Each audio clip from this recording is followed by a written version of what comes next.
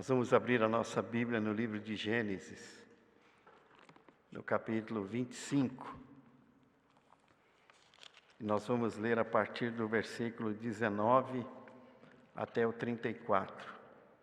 Gênesis 25, 19 ao 34. Nós vivemos um tempo em que a palavra síndrome ou complexo disso ou daquilo são palavras que se tornaram comuns para descrever comportamentos, doenças, crises.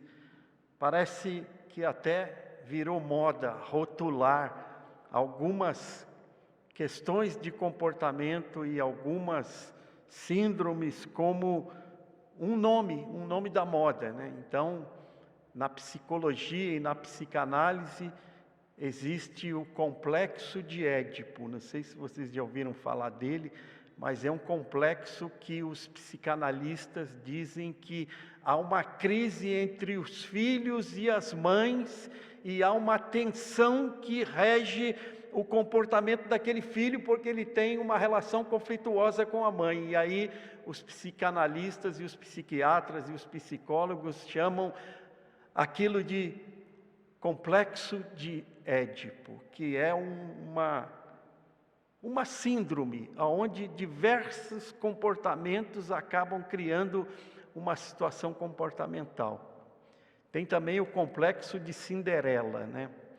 Que é o complexo que os psicanalistas, particularmente, né, eles rotulam aquela relação conflituosa da mãe com a filha por conta de uma atitude que a filha tenha com o pai, e aquilo acaba gerando uma tensão, gerando esse complexo que eles vão chamar de síndrome de Cinderela. É uma série hoje virou moda, né? A gente tem a síndrome de borderline, né? Que tudo que você leva uma criança, um menino, uma menina num psicólogo para receber um aconselhamento, um tratamento, sai de lá com o rótulo, a chancela, é borderline. Então tudo é borderline. Síndrome de fronteira, é aquela síndrome que faz com que as pessoas vivam exageradamente na fronteira, aonde tudo que fazem beira o extremo. Elas estão sempre na beira do precipício, tendo atitudes extremadas. Se você manda elas no mercadinho para comprar 1 quilo de batata, ela chega com 5 quilos de batata, 3 quilos de aipim, 4 abóboras, e ele chega com aquilo tudo em casa como se o mundo fosse acabar amanhã. Em tudo que vai fazer, aquele que tem esse comportamento que é um complexo, é por isso que é complexo, é porque é um comportamento que necessariamente não é uma doença, mas não é um comportamento simples de se entender, ele é complexo, ele precisa que alguém aprenda a se relacionar com a pessoa que carrega este complexo seja lá de que natureza for. E há um monte deles, né? O complexo, como eu disse, o complexo de a síndrome de borderline, né? Tem a síndrome de burnout, tem a síndrome do workaholic. São comportamentos, né?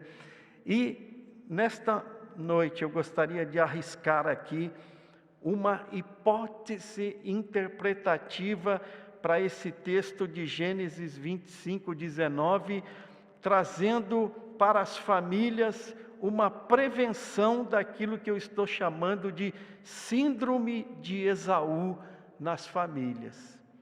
Não foi nenhum psicanalista, não foi nenhum psicólogo, nenhum terapeuta que já tenha desenvolvido este estudo aqui. Isso aqui é só uma hipótese interpretativa que eu estou trazendo nesta noite a fim de nos ajudar a nos prevenir daquilo que eu estou chamando de síndrome de Esaú na família ou complexo de Esaú na família. Se você preferir chamar de complexo, tudo bem. Se quiser chamar de síndrome, também não tem importância, porque tudo isso aqui são hipóteses interpretativas que eu vou fazer agora, porque não há subsídio bíblico para dar fundamentação de que haja ou que exista um complexo de Esaú. Nós é que vamos, olhando para o texto bíblico aqui, avaliar se o comportamento deste homem, se as atitudes desse homem e os perigos que elas trazem para as famílias, porque trouxeram para a vida dele prejuízos, são questões sobre as quais nós precisamos nos debruçar e pedir a graça e a bênção de Deus sobre as nossas vidas, porque se embora para os outros complexos e para as outras síndromes não haja cura, graças a Deus, para o complexo de Esaú tem cura. E a palavra de Deus nesse texto vai nos mostrar qual é. Vamos ao texto. Gênesis 25, de 19 a 34. A palavra de Deus diz assim: estas são as gerações de Isaque, filho de Abraão. Abraão gerou a Isaque, e era Isaque da idade de 40 anos, quando tomou a Rebeca, filha de Betuel, arameu de Pada-Arã, irmã de Labão, arameu, por sua mulher. E Isaque orou instantaneamente ao Senhor por sua mulher, porquanto era estéril. E o Senhor ouviu as suas orações, e Rebeca, sua mulher, concebeu. E os filhos lutavam dentro dela, então disse: se assim é, por que sou eu assim? E foi-se a perguntar ao Senhor, e o Senhor lhe disse: 2 nações há no teu ventre, e 2 povos se divirão das tuas entranhas, um povo será mais forte do que o outro povo, e o maior servirá ao menor. E cumprindo-se os seus dias para dar à luz, eis gêmeos no seu ventre, e saiu o primeiro ruivo como uma veste cabeluda, por isso chamaram o seu nome Esaú. E depois saiu o seu irmão, agarrado a sua mão ao calcanhar de Esaú, por isso se chamou o seu nome Jacó. E era Isaque da idade de 60 anos quando os gerou.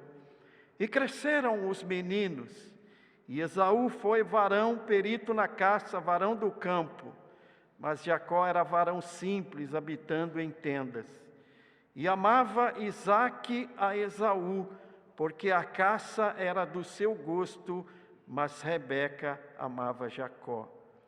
E Jacó cozeu um guisado, e veio Esaú do campo, e estava ele cansado, e disse Esaú a Jacó: deixa-me, peço, comer deste guisado vermelho, porque estou cansado. Por isso se chamou o seu nome Edom. Então disse Jacó: vende-me hoje a tua primogenitura.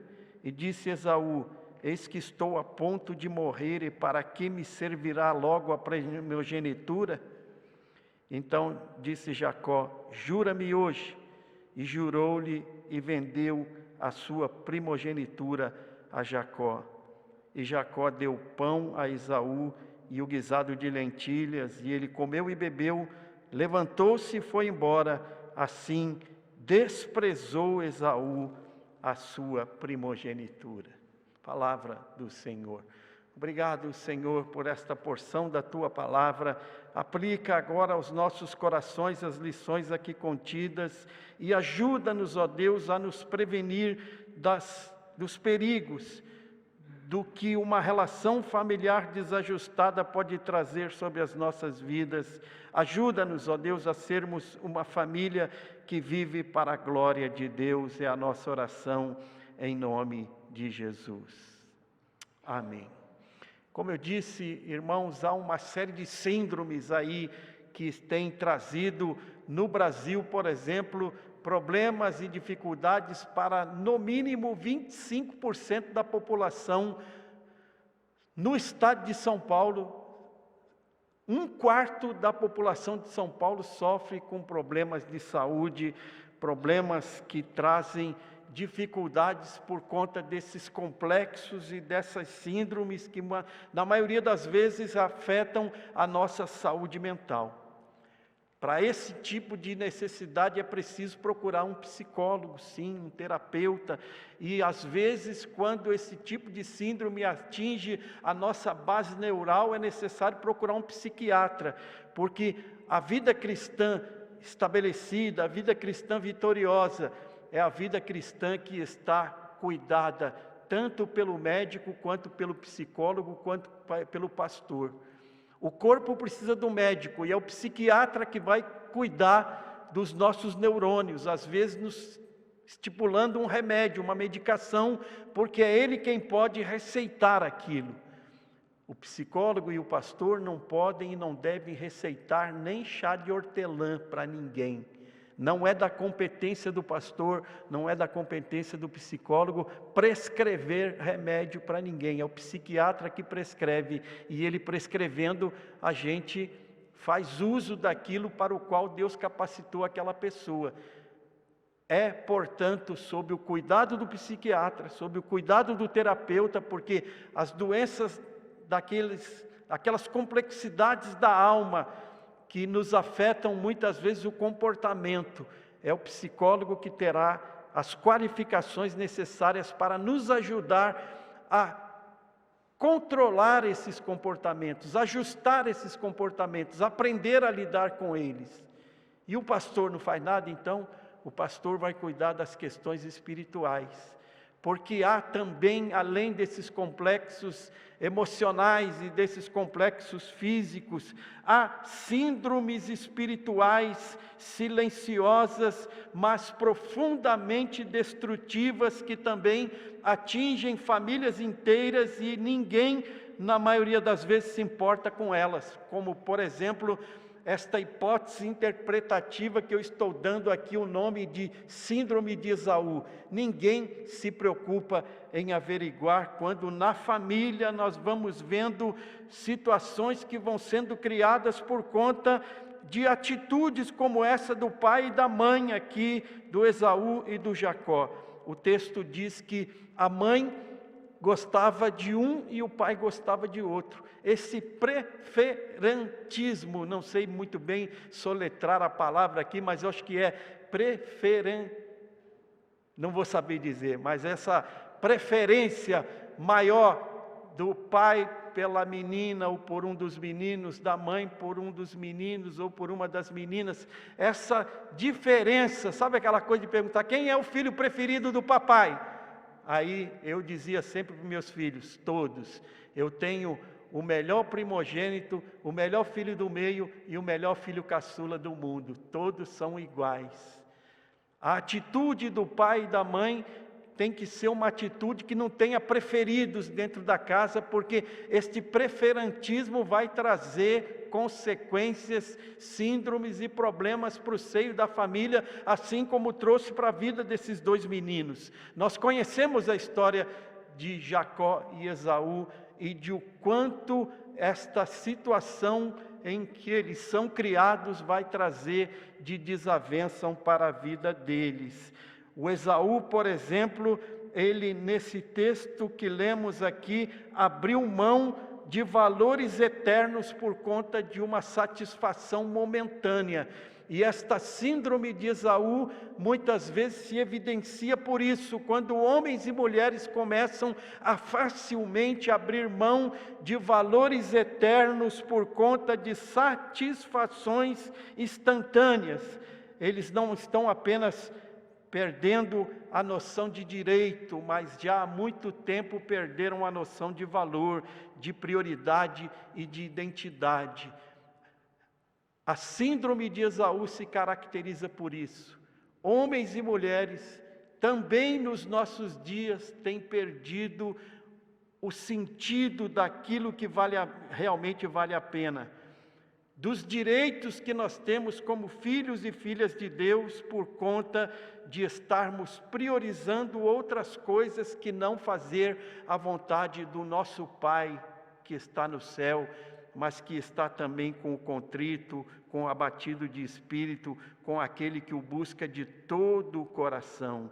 essa crise, esse complexo não ficou no passado, mas tem alcançado hoje também nos lares contemporâneos, na nossa cidade, tem afetado nos nossos bairros, nas nossas famílias, tem afetado muitas das nossas relações, e a maioria das pessoas não está se apercebendo da alta periculosidade desses problemas. Hoje eu estou com dificuldade para falar as palavras direitinho, né?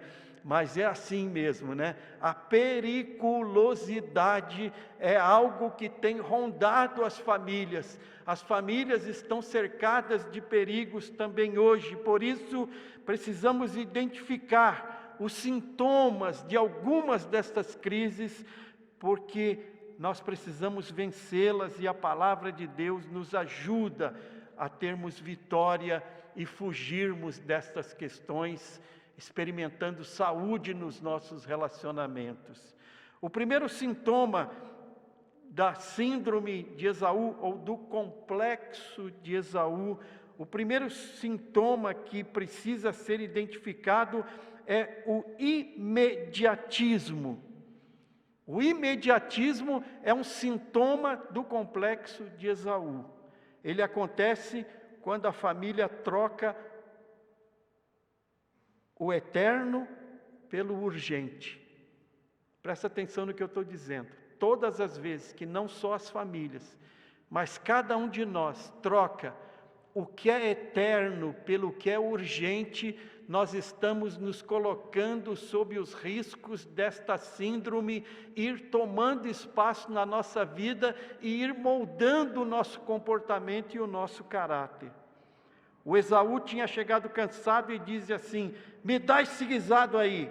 Ele não quis esperar, ele não quis refletir, ele quis agora, instantaneamente. E o imediatismo é um dos maiores inimigos das famílias hoje. As famílias adoecem, as famílias vão perdendo a saúde, vão perdendo a comunhão, vão perdendo a unidade, quando tomam decisões apressadas, sem oração.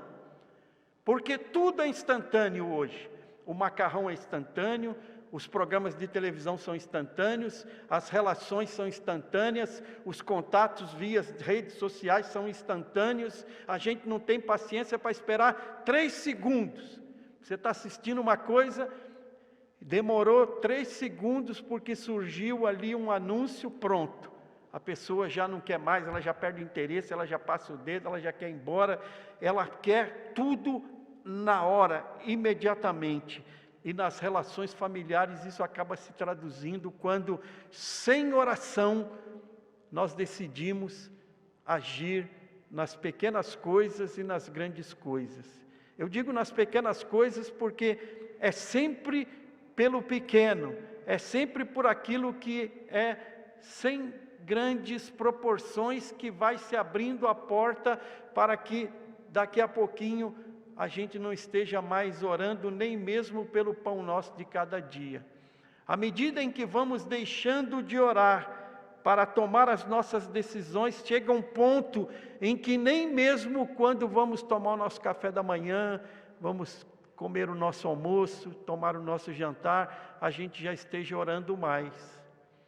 A gente vai para o prato como o meu cachorrinho, o Canela, vai para o prato dele. Coloca o prato lá, o Canela vai e come. E a gente começa a ter esse comportamento, porque nós estamos vivendo premidos pelo imediatismo. E quando famílias começam a tomar decisões sem oração, a consequência é que elas vão adoecer rapidamente. Quando os desejos falam mais alto do que os princípios, quando o prazer momentâneo substitui o propósito eterno, nós começamos a experimentar os perigos desta síndrome de Esaú rondando as nossas famílias. Como prevenir isso? É voltarmos a viver uma vida de oração, a vivermos uma vida de dependência com Deus. E mais daqui a pouquinho, no finalzinho, eu vou mostrar o que a Bíblia sinaliza como antídoto para o imediatismo. Porque quantos lares hoje, você conhece algum, estão em crises porque alguém não soube esperar. Há muitos lares hoje que estão em crise porque um dos membros da família não teve paciência para esperar. Quantos casamentos estão feridos por conta de decisões impulsivas, de decisões que se tomou sob impulso, sob a égide, sob a bandeira do imediatismo, eu quero agora, assim como o faminto Saul, chegando do campo, desejou a caça que ele não havia preparado, a comida que ele não tinha preparado. O imediatismo nos faz trocar o futuro pela pressa e a bênção pelo alívio instantâneo. Presta atenção no que eu estou dizendo, o imediatismo nos faz trocar a bênção pelo alívio instantâneo. A pessoa quer aquilo ali, naquele momento, e só depois ela vai perceber o mal que aquilo pode trazer para a sua vida. Famílias saudáveis são aquelas que aprendem a esperar em Deus. O antídoto para o imediatismo é esperar em Deus. O Salmo 37 diz: esperei com paciência no Senhor.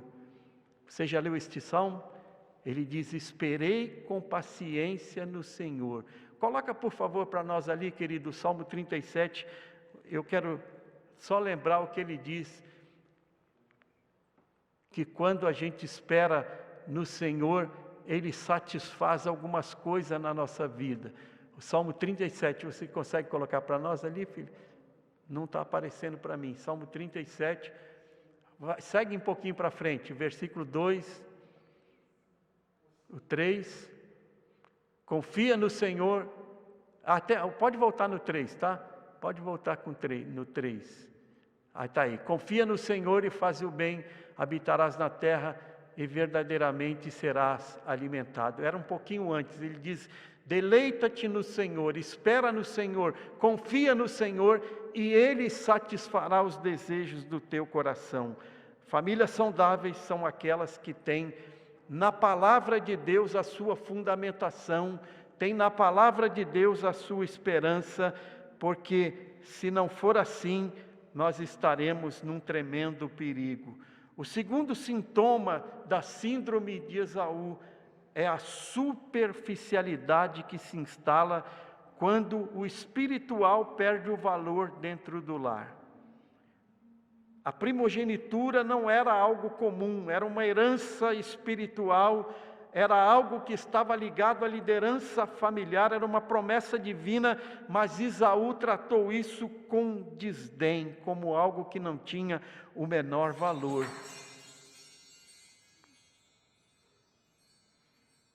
Foi sozinho, foi o vento, né? Então tá bom.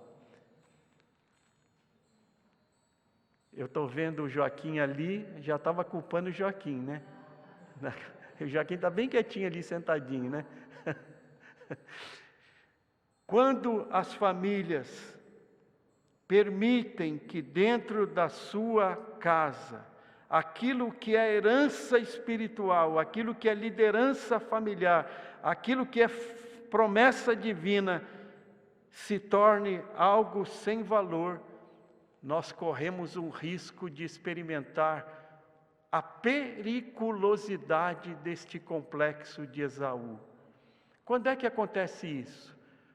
Acontece quando, por exemplo, o culto a Deus é trocado pelo entretenimento. Eu não estou dizendo que as famílias que não estão aqui nesta noite estão se entretendo, mas grande parte delas estão. Há muita gente que não está aqui nesta noite porque está se entretendo com outras coisas que não são o prestar culto a Deus. Eu disse no domingo passado que os grandes perigos da atualidade para as famílias são a distração, a dispersão e a diversão, porque elas trazem o desastre por nos fazerem perder o foco que é a vontade de Deus. Ao invés de nos focar na vontade de Deus, na palavra de Deus, no culto a Deus, nós escolhemos nos divertir, nos distrair e nos dispersar e ficamos à deriva, prontos para ir ao desastre, porque perdemos o foco daquilo que verdadeiramente importa, que é adorar ao Senhor, cultuar a Deus que nos assiste. A superficialidade, ela traz para as nossas vidas um perigo sempre que a palavra de Deus é substituída pelas distrações. A gente, hoje, no tempo em que vivemos, temos esta arma nas nossas mãos, que é o celular. Mas como é difícil nós colocarmos o celular na Bíblia. A gente até coloca um pouquinho, mas se comparar o tempo que a gente passa ali com o dedinho procurando notícia, procurando distração, procurando dispersão, procurando diversão, procurando desastre, procurando desgraça para a nossa vida, não dá para comparar, até ao ponto que os pais estão precisando hoje instituir um dia na casa sem tela. E graças a Deus pelas famílias que estão fazendo isso, instituindo dentro de casa um dia sem tela. As escolas do estado de São Paulo já há muito tempo entenderam que o celular dentro do ambiente estudantil é prejudicial, ele distancia, ele coloca as pessoas fora de conexão, e o celular, por decreto do governo, foi banido das escolas, e a educação já entendeu que isto está sendo salutar para o desenvolvimento dos alunos, não só social, emotivo, como também da inteligência e do crescimento do senso crítico. Quando é que as famílias vão entender isso? Que é preciso que haja tempo para que os nossos filhos e nós mesmos estejamos distanciados das telas e colocando a palavra de Deus como prioridade para as nossas vidas. Olhar para o texto bíblico, olhar para a palavra de Deus e nela meditar de dia e de noite, porque é assim que nos tornaremos como árvores plantadas junto a ribeiros das águas, que a seu tempo daremos frutos, e tudo quanto fizermos vai prosperar. Você quer prosperar? Não troque a palavra de Deus pela distração. Você quer se tornar alguém que é conhecido porque anda com Deus e é alguém profundo, não é alguém raso? Olhe para a palavra de Deus e nela medita de dia e de noite, e a promessa é: tudo quanto você fizer vai prosperar. É o Salmo 1, versículo 4 que diz isso. A superficialidade, ela vai nos fazendo perder a percepção de que temos uma herança espiritual, que temos uma liderança dentro da nossa família, que temos uma promessa de Deus nas nossas vidas, sempre que a presença de Deus vai sendo deixada em segundo plano.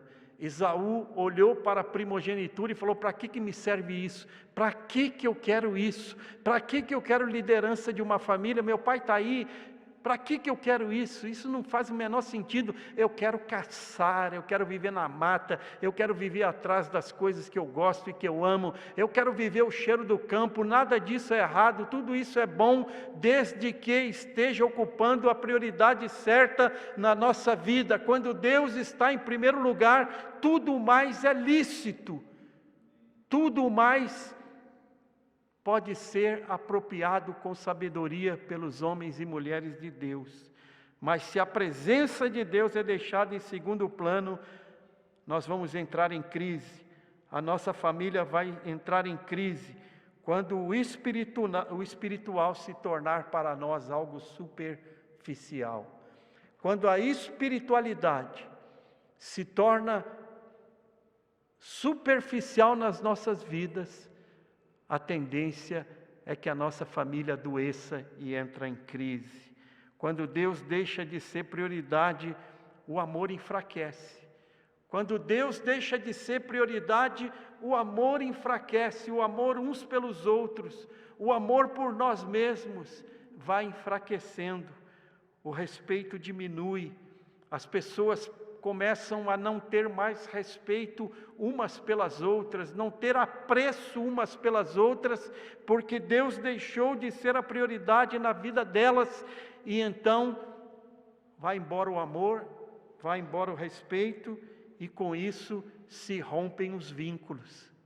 Quando o amor acaba, quando o respeito diminui, os vínculos se rompem e as famílias vão se desenlaçando, e ao invés de terem laços conjugais, elas passam a viver nós conjugais. Ao invés de laços familiares, as famílias começam a viver nós familiares. Desatar nó é difícil, desatar nó é uma dificuldade, e é só com uma vida espiritual diante de Deus é que nós nos tornamos desatadores de nós. Não tem nó tão difícil que não possa ser desfeito pelo poder do nome de Jesus. Nós precisamos de laços familiares, esses precisam ser estreitados. E esses acontecem quando o amor está fortalecido, quando o respeito está sendo estabelecido, porque eles fazem com que os vínculos nos tornem fortes. Famílias fortes são construídas com afeto e também com princípios espirituais. Não é só afeto, viu? Famílias fortes não se constituem apenas com afeto, elas se constituem também com princípios espirituais. Por isso, numa noite como essa, a nossa oração deve ser: Senhor, ajuda, e busquemos no alto aquilo que Deus tem para nós. Eu quero deixar um terceiro sintoma aqui a ser identificado. Há um terceiro sintoma da crise de Esaú, ou do complexo de Esaú, que nós precisamos identificar. Olhando para as nossas vidas, examinando as nossas relações familiares, buscarmos identificar se eventualmente na nossa casa essas coisas não estão entrando. O nome desse sintoma é sentimentalismo. É aquilo que acontece quando as emoções começam a governar o lar, quando as emoções começam a governar a casa, o caos se prenuncia no horizonte da família. Presta atenção no que eu estou dizendo, olha. Quando as emoções começam a governar a casa, se prenuncia no horizonte da família o caos, a desorganização, a desinteligência. Esaú foi impulsivo, mas ele também foi dominado pelas emoções. Um pouquinho mais adiante ele vai perder uma outra bênção, porque ele é dominado pelas emoções. A mãe e o filho preferido lá, o Jacó, eles vão ter um momento em que, se você ler o livro de Gênesis, vai perceber que eles enganam o pai, e Jacó se passa por Esaú. Esaú se deixa enganar, e depois de enganado ele chora, ele grita, ele ameaça e ele planeja vingança. Leia o texto depois de toda a história de Esaú e de Jacó. Aqui nos textos de Gênesis, do capítulo 25 em diante, tem essa história que vai nos contar como famílias desinteligentes, e que famílias que vivem em superficialidade, famílias que vivem em sentimentalismo governada por emoções, se destroem por não estarem atentas à vontade de Deus. Quando os sentimentos governam, discussões são guiadas por explosões emocionais. Quantas famílias hoje também não estão vivendo discussões guiadas por explosões emocionais? A pessoa vai guardando, não conversa, a família não tem diálogo, a família não tem conversa, não senta em volta da mesa, até que chega um dia que, como um vulcão que entra em estado de erupção, aquilo espalha fogo, vento e lava para todo lado, e fica todo mundo olhando, nossa, mas como é que isso aconteceu? Por causa disso? Não, foi por causa de tudo aquilo que não foi discutido, não foi conversado, não foi falado. Imaturidade emocional é gerada quando nós estamos dominados pelo sentimentalismo. Imaturidade emocional que faz com que decisões sejam tomadas na raiva, em que relacionamentos sejam quebrados por falta de domínio próprio. Quando os sentimentos governam, a razão se cala, a fé enfraquece e os relacionamentos se tornam instáveis. Quando a emoção governa, quando aquilo que a Miriam estava hoje falando para nós pela manhã não ocorre na nossa vida, em que mães estão formando o coração e a mente dos filhos, mas os filhos, por não experimentarem essa formação de amar a Deus sobre todas as coisas, de ter o Senhor de toda a força, de todo o coração, de todo entendimento como aquele que governa as nossas vidas, nós experimentamos a nossa razão se calando, a nossa fé enfraquecendo e os nossos relacionamentos se tornando instáveis. Famílias maduras não ignoram as emoções, mas famílias maduras não são dominadas por emoções. Portanto, meu irmão, minha irmã, como diz o Salmo 37, aprenda a esperar em Deus. Antes de decidir alguma coisa, ore ao Senhor. Antes de agir, busque a direção de Deus, porque nem tudo que é urgente é importante. A maioria das coisas pode esperar um pouquinho. A maioria das coisas pode ter um tempo. Se você quer se prevenir da síndrome de Esaú, se você quer se prevenir da urgência, da superficialidade na sua família e nos seus relacionamentos, do emocionalismo nos seus relacionamentos, restaure o altar familiar dentro da sua casa. Separe um tempo para a oração e para a leitura da Bíblia dentro de casa. É urgente que Deus volte a ser o centro das famílias. Na grande maioria das famílias, Deus deixou de ser o centro. Deus deixou de ser buscado de todo entendimento, de todo o coração e de toda a alma. É urgente que se restaure este princípio, e para isso, nós como homens e mulheres de Deus precisamos seguir reavaliando as nossas prioridades, perguntando todos os dias a nós mesmos, o que tem ocupado o lugar de Deus no nosso coração, consequentemente dentro do nosso lar, consequentemente dentro da nossa igreja. O que tem tomado o lugar de Deus? Se fizermos um esforço honesto, nós vamos identificar que estamos adorando e buscando outras coisas mais do que em primeiro lugar o reino de Deus.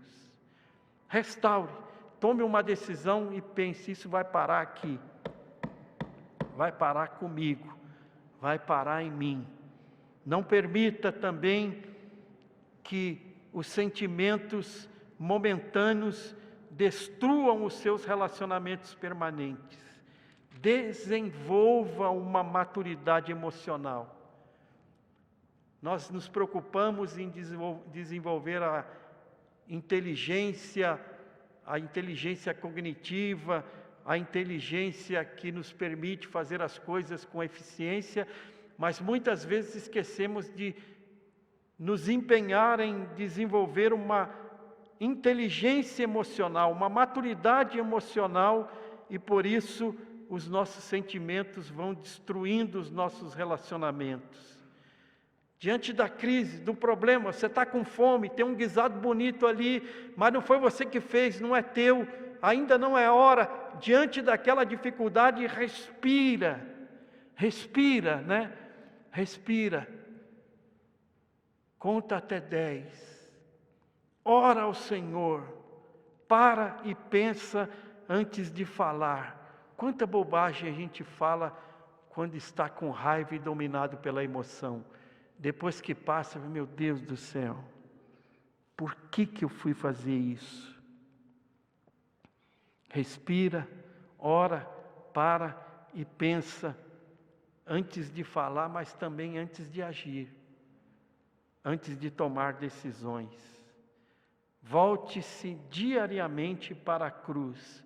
Marcos 8,34, Jesus diz assim, coloca para nós ali, querida irmã Sabrina, Marcos 8,34, porque há um chamado de Jesus aqui, ele dá à multidão e aos discípulos, quando ele diz, se alguém quiser vir após mim, negue-se a si mesmo, tome a sua cruz e siga-me. O segredo para vencer o imediatismo, o segredo para vencer o emocionalismo, o segredo para vencer os sintomas do complexo de Esaú é viver uma vida de cruz. É todos os dias olhar para a cruz e decidir, eu vou caminhar conforme Jesus ensinou. A cura da alma, a cura da família, a cura dos relacionamentos passa pela obra de Cristo, passa por aquilo que Jesus fez por nós. Por isso, a história de Esaú é um alerta, mas não precisa ser o nosso destino. A cura para a síndrome de Esaú, a cura para o complexo de Esaú. A palavra de Deus revela que aquilo que foi perdido por decisões erradas pode ser restaurado quando há verdadeiro arrependimento e retorno aos caminhos do Senhor. A síndrome de Esaú não precisa ser o fim. Nós estávamos hoje pela manhã conversando a respeito de uma das mães mais famosas da Bíblia. Mas ninguém lembrava o nome dela. Aí o Tiago, que está conosco nessa noite, ele me ajudou a lembrar o nome da mulher, né? Quem lembra da mãe de Davi? Uma das mais famosas da Bíblia, porque ela criou um dos homens mais extraordinários que a Bíblia conhece, né? O rei Davi, o grande rei Davi, o filho de Jessé. É esse mesmo o nome do pai dele? Ele era neto de quem mesmo? Ninguém lembra o nome do avô do Davi? Vamos ver se lembra. Irmão Diógenes, você que é a enciclopédia bíblica aí, quem era o avô de Davi? Jessé era o pai dele, né? Como era o nome dele?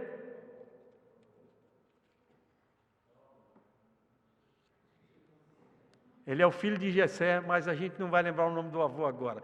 Uma outra hora a gente lembra, porque hoje o assunto é a mãe. O dia do avô é outro dia. Mas o nome da mãe de Davi não aparece na Bíblia. Não aparece.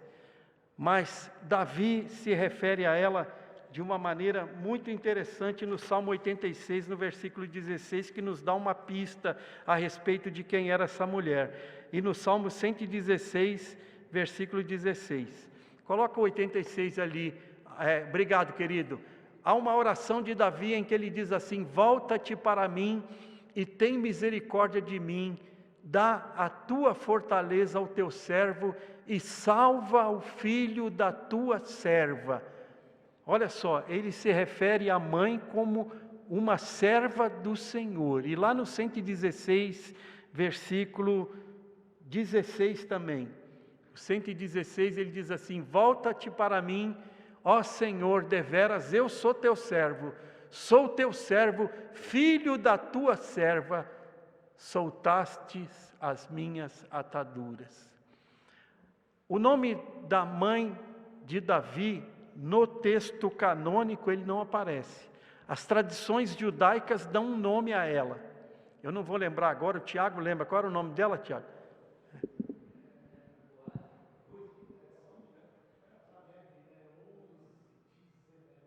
É um nome hebraico, né? Mas são tradições hebraicas, porque no texto canônico não tem o nome dela.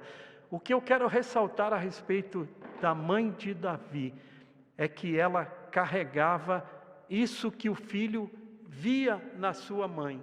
Uma certa vez, lá na escola em que o meu filho Rodrigo estudava, eles perguntaram para ele assim: fale da sua mãe.